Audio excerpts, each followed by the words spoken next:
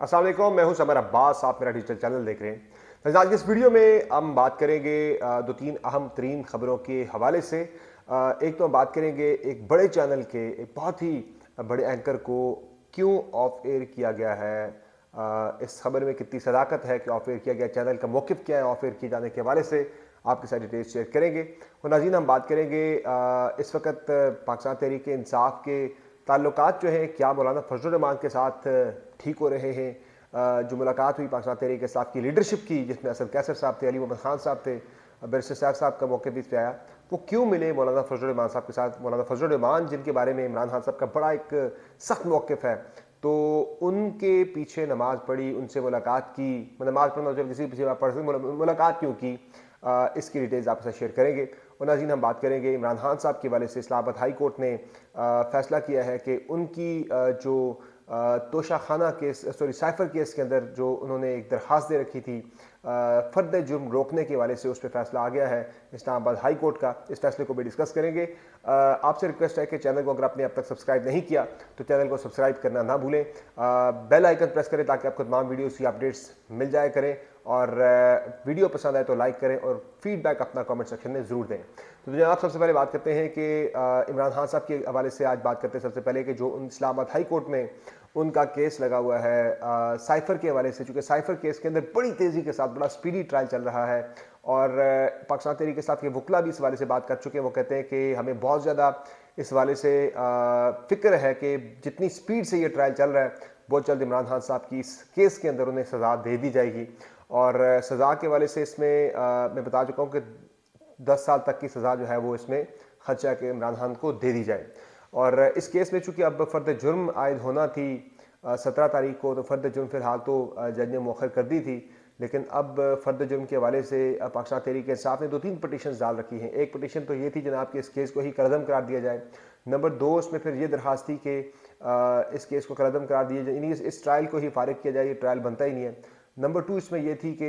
Open trial के हवाले से कि इसका ओपन ट्रायल होना चाहिए, चूँकि अडयाला जेल में जाके ट्रायल करती है जो मुतल्लिका इसमें कोर्ट बनी है ऑफिशियल सेक्रेट एक्ट के तहत जज अब्बुल असनादुल करनैन साहब की। तो वो चूँकि जाके अडयाला जेल में समाप्त करते तो जज साहब के हवाले से यानी कि ये भी था इसमें इस्लामाबाद हाई कोर्ट में दरखास्त थी पाकिस्तान तहरीक इंसाफ की कि अडयाला जेल में ट्रायल ना हो, चूँकि वहाँ पे जर्नलिस्ट जाके उसे कवर नहीं कर सकते, बाकी लोग उस पर अटेंड नहीं कर सकते, लिमिटेड लोग जो हैं वो जाके सिर्फ उस हेयरिंग को देख सकते हैं, सुन सकते हैं, चूँकि इसमें शफाफियत जो है उस पर बहुत ज़्यादा सवाल उठ रहा है। नंबर 3 पाकिस्तान तहरीक इंसाफ की तरफ से पटिशन थी कि जो इस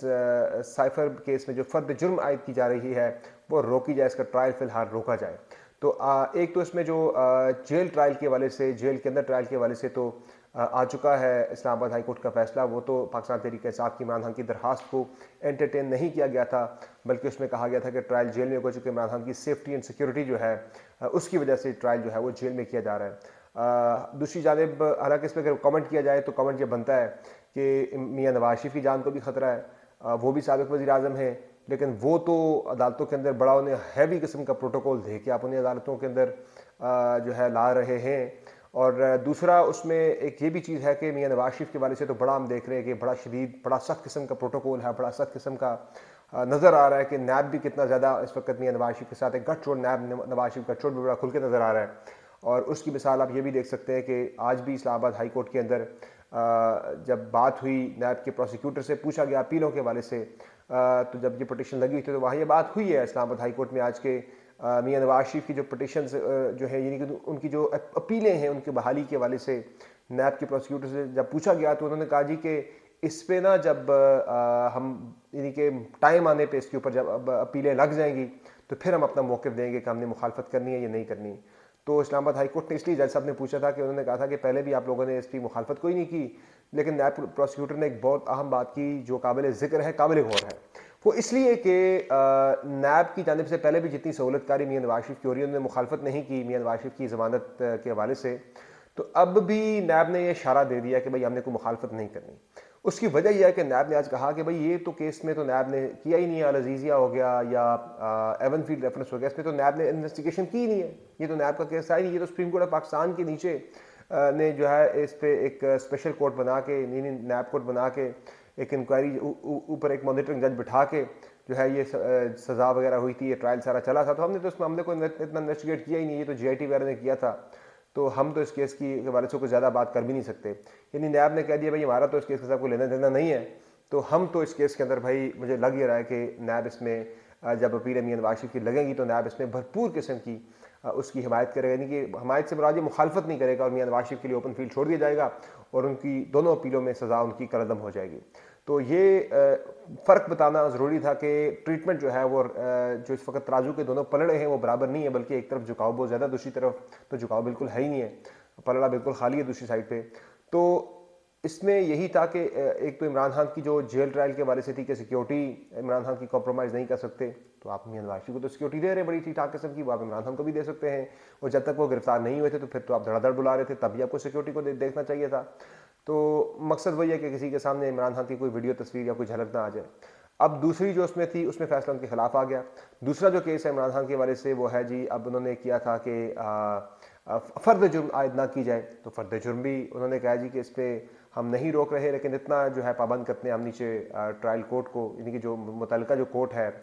स्पेशल कोर्ट जो बनी है ऑफिशियल सेक्रेटरी एक्ट के तहत, तो हम उस अदालत को ये पाबंद करते हैं कि वो जनाब इसमें शफाफियत को मद्देनजर रखे ट्रायल के अंदर। तो ये बड़ा जनाब मेहरबानी कर दी इस्लामाबाद हाई कोर्ट ने आज इमरान खान के ऊपर कि शफाफियत को मद्देनजर रखना है मुतल्लिका अदालत ने। हालांकि तरीके से आप जो है वो चीख के कह रही है कि कोई शफाफियत इसके अंदर हमें नज़र नहीं आ रही।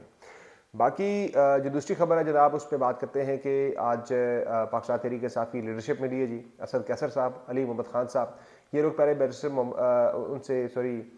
जो साबिक वज़ीर इत्तलात थे मोहम्मद अली दुरानी साहब, उनसे भी मिल चुके हैं, और फिर दुरानी साहब मिले थे मौलाना फजल रहमान साहब के साथ, और आज ये दोनों लोग जाके मिले हैं मौलाना फजल रहमान साहब के साथ। बहाना यह था कि मौलाना फजल रहमान साहब की सास की चूँकि वफ़ात हुई है तो उनकी खुशदामद की फातिहा के लिए वो वहाँ पे गए थे, लेकिन फातिहा के लिए तो पहले भी उनकी फैमिली के बाकी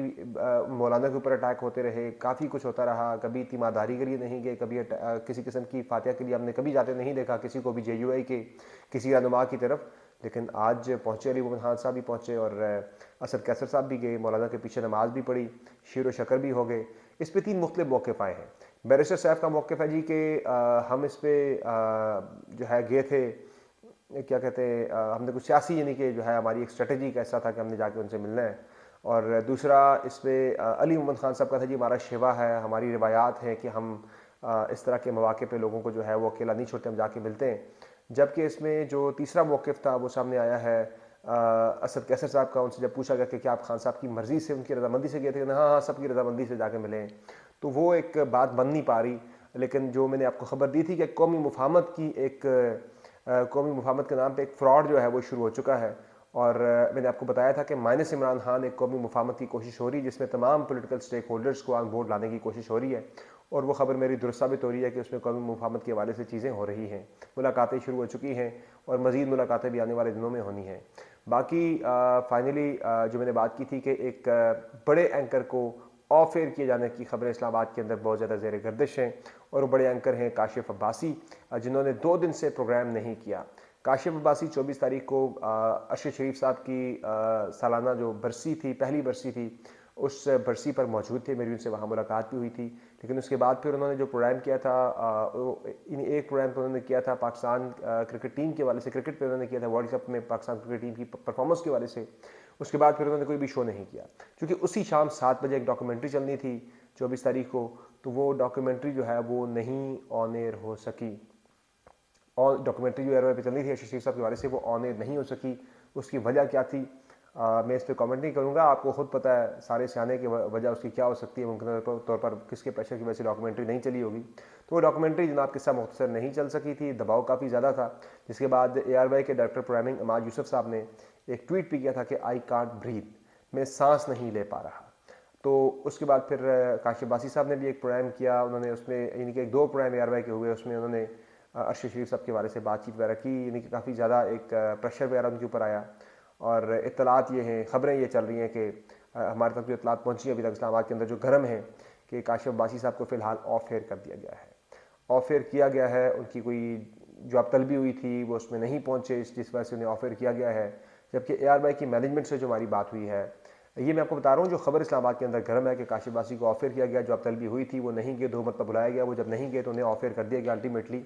जबकि ARY की मैनेजमेंट से जो हमारी बात हुई है वो ये बता रही है कि एयरवे के अंदर जो हमारे ज़राए हैं वो ये बता रहे हैं